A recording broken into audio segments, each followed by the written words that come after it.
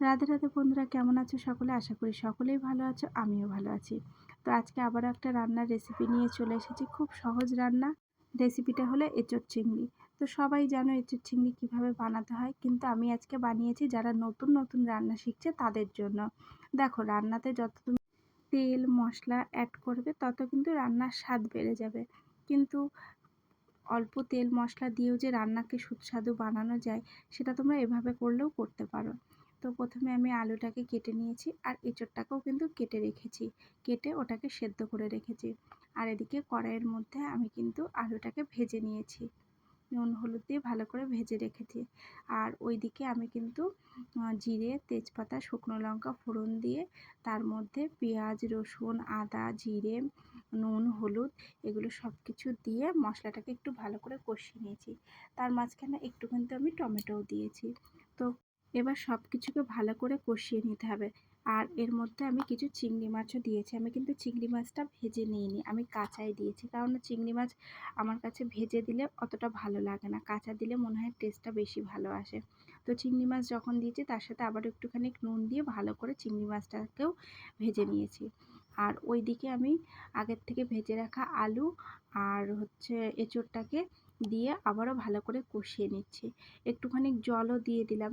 আসলে এটা আমাদের ঠাকুমাদের কথা দিদাদের কথা, যে তুমি যখন রান্না করবে সেই যে মশলার জলটা মানে পাটা ধোয়া জলটা সেটা যদি দাও, রান্নার নাকি টেস্টটা আরও অনেক গুণ বেড়ে যায়।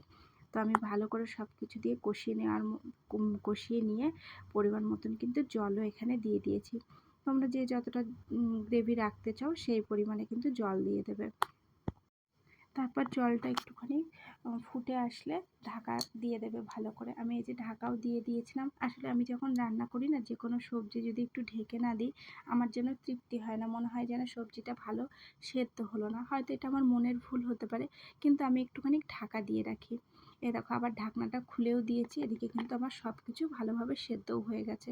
এঁচোড়টা তো আগেই সেদ্ধ করেছিলাম, কিন্তু আলুটাকে জাস্ট ভেজে রেখেছিলাম। জানো তো, আমি ভিডিওটা ভেবেছিলাম আরও সুন্দর করে তোমাদের সামনে নিয়ে আসবো, কিন্তু কোনো কারণে আমার ফোনের প্রবলেমের জন্য আমার ভিডিওর ক্লিপগুলো আসছে না, নেওয়া যাচ্ছে না। তো যেগুলো যেগুলো আমি আনতে পেরেছি সেগুলোই কিন্তু আমি তোমাদেরকে শেয়ার করছি। আর এদিকে দেখো, আমার কিন্তু তরকারিটা প্রায় হয়েই এসছে। এর মধ্যে আমি একটুখানি গরম মশলা বাটা দিয়ে দিলাম, আর একটুখানি ঘি দিয়ে দিলাম। আসলে ঘিটা দিলে না খেতে খুব ভালো লাগে, আর তার সাথে একটু চিনিও দিয়েছি। এই যে সবশেষে আমি কিন্তু নামিয়ে নিয়েছি। এখানে রান্না কিন্তু আমার হয়ে গেছে। তারপর দুপুরবেলায় আমি মেয়েকে নিয়ে এসে আমি আর আমার মেয়ে কিন্তু খেতে বসে পড়েছি। আর হ্যাঁ, আজকে শুধু এঁচোড় চিংড়ি বানাইনি, তার সাথে কিন্তু একটা বাটাও বানিয়েছি। ওটা ছিল ঝিঙের খোসা বাটা। তোমরা কেউ কি কখনো আগে খেয়েছো? যদি খেয়ে থাকো অবশ্যই কিন্তু আমাকে কমেন্ট করে জানিও। আমার মেয়ে আসলে খুব ভালোবাসে, যে কোনো বাটা যদি ওকে বেটে দেওয়া যায় না, ওটা খেতেও খুব ভালোবাসে। আর আমি তো রান্নায় সবসময় পাটায় বেটেই মশলা করার চেষ্টা করি, আমি কখনো কিন্তু মিক্সারে করি না, কেননা পাটায় বাটার মশলার স্বাদই কিন্তু একটু অন্যরকম হয়। আর আমাদের যেহেতু অল্প অল্প মশলা করতে হয়, তার জন্য আমি কিন্তু সব কিছু পাটাতেই বাটি। আর ওইদিকে দেখো, আমার মেয়ে কিন্তু বাটা দিয়ে ভাত খাওয়াও শুরু করে দিয়েছে। তো এই ঝিঙের খোসাটা আমি কিভাবে বাটি, তোমরা যদি জানতে চাও রেসিপিটা আমাকে অবশ্যই জানিও, আমি তোমাদেরকে সেটা শেয়ার করব। আর খেতে কিন্তু অসাধারণ লাগে। আর হ্যাঁ বন্ধু, আমি শুধু ঝিঙের খোসা বাটি না, আমি এরকম আরও অনেক সবজির কিন্তু খোসা বেটে থাকি, যেটা আমার মেয়ে পছন্দ করে।